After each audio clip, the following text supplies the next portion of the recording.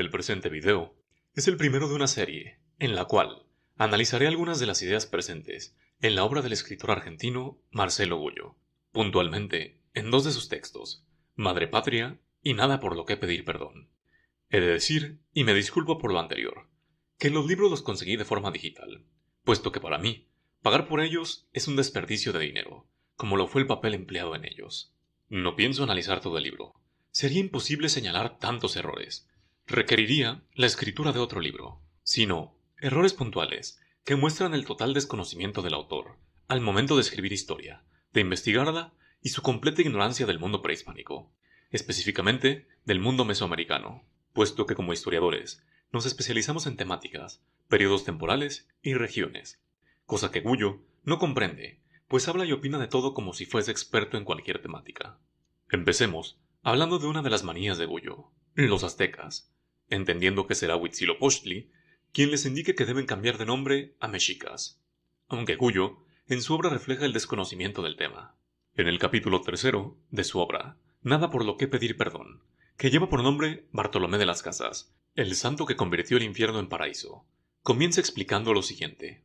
Cuando, en 1168, los aztecas llegaron al Valle de México, provenientes del norte, antes estuvieron apostados en el centro de Estados Unidos, procedieron a enviar embajadores a los distintos pueblos que habitaban Mesoamérica, es decir, tarahumaras, mayas, zapotecas, olmecas, totonacas, toltecas, tlaxcaltecas, otomíes y chichimecas, para que éstos se incorporaran a su imperio y les hicieran llegar a Tenochtitlan a 20.000 jóvenes de entre 15 y 20 años, para que formaran parte de la dieta del emperador y su séquito.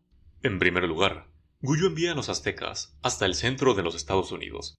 En alguna entrevista, afirma que cerca de Dakota, cuando la mayoría de especialistas en el tema, Enrique Florescano, Eduardo Matos Moctezuma, Baltasar Brito Guadarrama, entre otros, consideran que lo más probable es que hayan salido de algún sitio cercano a Guanajuato o Nayarit, pero no le concedamos tanta importancia, puesto que siguen lanzándose hipótesis sobre lo anterior, aunque Gullo los aleja por completo del territorio mesoamericano. En segundo lugar, Gullo puntualiza que los aztecas llegan en el año 1168 al Valle de México. Gullo confunde la salida de Aztlán con la llegada al Valle de México. Craso error para cualquiera que se precie de trabajar a los mexicas. Sobre el año de salida, tenemos diferentes fuentes. En la crónica Mexicayotl de Fernando Alvarado Tezosomoc, se menciona que entonces salieron los chichimecas, los aztecas, de Aztlán, que era su morada, en el año 1 Pedernal, 1069, mientras que Domingo Francisco Chimalpain menciona que también en el año Tecpatl, 1064, en este vinieron a salir de allá, de su territorio, en Aztlán, los mexitín azteca chichimeca, los que al presente se nombran Tenochca.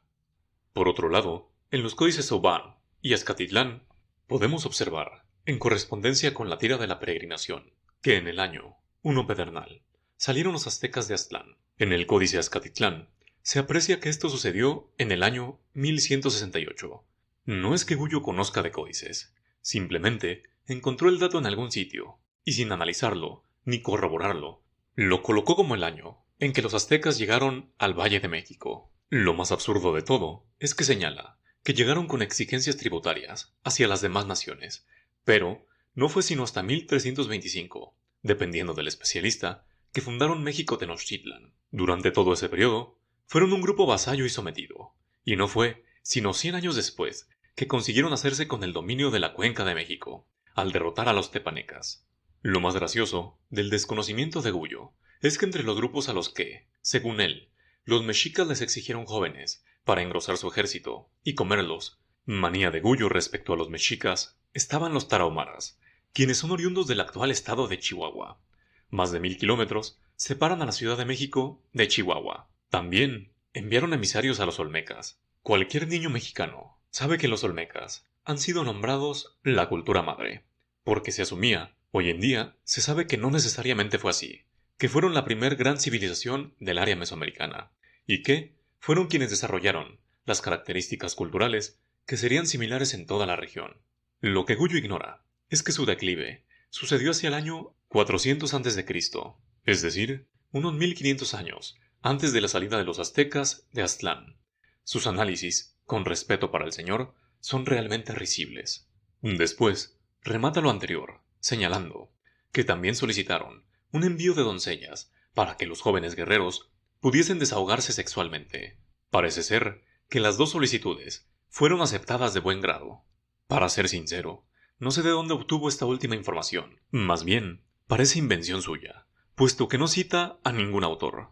Otro error, tan solo en ese primer párrafo, está presente en el título del capítulo.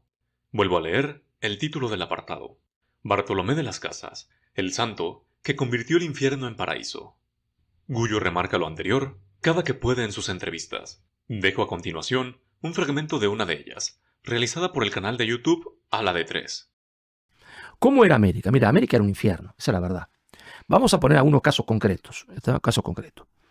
Vamos a ir por el menos conocido, el caso de Colombia. ¿Está? Es que estaban los muchachos en Colombia desnudos y haciendo el amor libre, como comúnmente le cuentan a los muchachos. No, América era un paraíso, estaban ahí, se entiende, la gente disfrutando del bien, no había maldad. Pero no diría, mire, escuche. Es notorio que Gullo parte del mito del buen salvaje rusoniano. Asegura que a los muchachos, se entiende a los niños en la educación, se les dice que los indios estaban viviendo en paz y armonía. Por supuesto que no puedo hablar por todos los sistemas educativos de América, ni de la forma en que los docentes enseñan. Pero, como historiador, lo que sí puedo hacer es ir a las fuentes. Vayamos a un libro de texto en México, de la primera generación de libros de texto gratuitos, del año 1960. En el libro de Historia y Civismo, de tercer año, en su página 53, podemos apreciar un texto donde se habla sobre el imperio azteca y cómo el rey Ahuizotl hizo de la guerra el principal medio de vida de los aztecas e impuso a los vencidos fuertes tributos. Yo no sé Gullo, pero el libro es muy claro en que, como cualquier otra sociedad en la historia, había guerras entre las diferentes civilizaciones mesoamericanas. Sobre los toltecas, en la página 36, se señala que a sus dioses ofrendaban sacrificios humanos. Entonces, no sé de dónde saca Gullo que a los niños se les dice que América era un paraíso. Claro que existen grupos indigenistas radicales que, en su mayoría, no son de origen indígena, que ven en la América precolombina un Edén en la tierra. Pero dentro de la historiografía, incluso la que va dirigida a los niños, no está presente la idea que señala Gullo. Ahora bien, hay un libro ampliamente recomendable, del historiador brasileño Sergio Buarque de Holanda, llamado Visão do Paraíso, Visión del Paraíso, en el cual puntualiza cómo los propios europeos, en un inicio, construyeron a partir de sus propias categorías, enraizadas en el cristianismo, una concepción idílica del territorio americano, viendo a los indios como seres puros que seguían viviendo en la Edad de Oro, imagen que poco a poco fue cambiando, hasta ver en muchas de las costumbres indígenas una influencia demoníaca.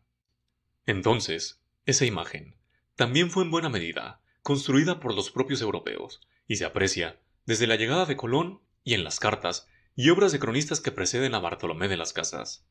Bartolomé no fue quien construyó tal idea, simplemente prosiguió con la misma, idea que estaba muy presente en el imaginario europeo de la época, cosa que Gullo seguramente desconoce.